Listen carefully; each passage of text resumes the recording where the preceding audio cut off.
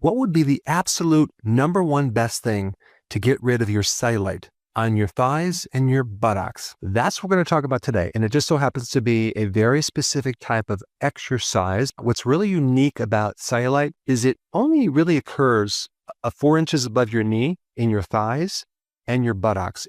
Cellulite does not occur in your stomach, arms, or breast tissue. What's even more interesting is really understanding what cellulite really is. If you were to kind of go into the tissue and look underneath the skin, you have this layer of muscle, then you have a fat layer, then you have a sheet of connective tissue that's called fascia. But what cellulite is a disruption of this connective tissue fascia, and then the fat kind of comes up and then it becomes very, very unorganized. But the big question is why?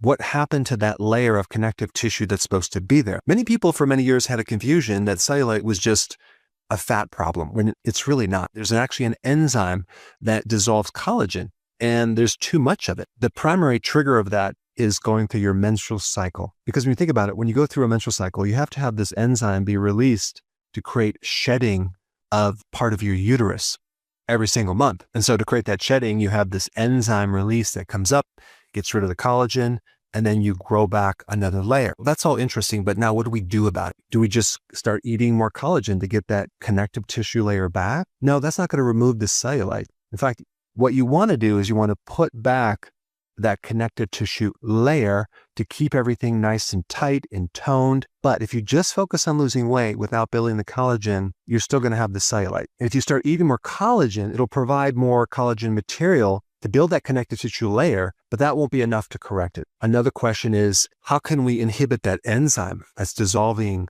that layer of connective tissue? You can get something called green coffee bean oil, and a lot of times it'll come with retinol, which is vitamin A, and sometimes some collagen, and that cream will help you a little bit in inhibiting that enzyme that's breaking down that layer. And sometimes they'll put green tea extract in there as well. So the big question is, out of all the things that you can do, what is the most potent way to stimulate the formation and growth of that connective tissue? It's highly responsive to mechanical stress. If you mechanically stress your skin, your muscle, your ligament, in your legs and your buttocks, you will create a massive stimulation of new collagen. You don't want to just jump into this overnight. You want to gradually ease into it, because what I'm going to show with you is pretty intense, but it's very effective. Let me first give you some exercises that you would do to work up to what I'm going to tell you. We're trying to stimulate some new layers of connective tissue around your muscles and your fat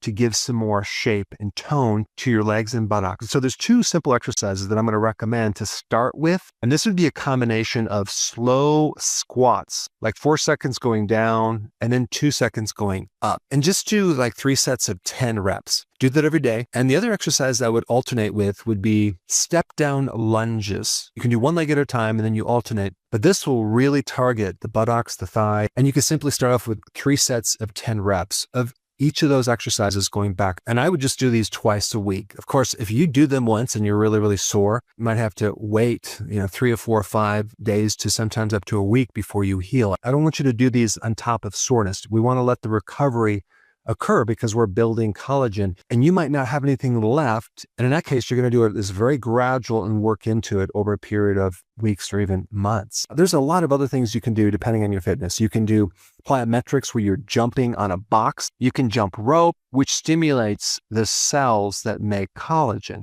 But there's one exercise that's the ultimate of all these exercises. This goes right to the core of your cells. Not to mention, it's probably one of the most powerful things to burn the superficial fat. It's called subcutaneous, just underneath the skin. What is this exercise? You find a hill that's not too even, and you would start walking up the hill for a while, and then you're going to eventually sprint up the hill. What that's going to do, it's going to create an explosion in your stimulation for connective tissue, because we're doing super high intense, we're pushing and we're pulling our body up, and not even on an even surface. It's not just a linear thing. You're kind of going side to side. And so your body has to do all this extra stabilization to be able to prevent you from falling over. You're trying to find areas to step off and push yourself up. This exercise will create a serious burn on your thighs and your buttocks. And you'll only be able to go 10 seconds at the very most. Why? Because you're flat out doing a high intensity type workout. So you run up as far as you can until your legs don't move anymore, and then you stop and you rest. And of course, yes, your lungs are going to be burning, but you might want to rest for 3, 4, 5 minutes, okay, before you do the next 10 seconds. And you just do that 3 times. And you come down the hill, which adds a whole other dynamics of stability, stimulating the opposite muscles, which is also extremely helpful. In reality, what's wild about this is you're really only working out for 30 seconds, maybe once or twice a week. For most people, they could really only go 10 seconds at a time because they're going uphill.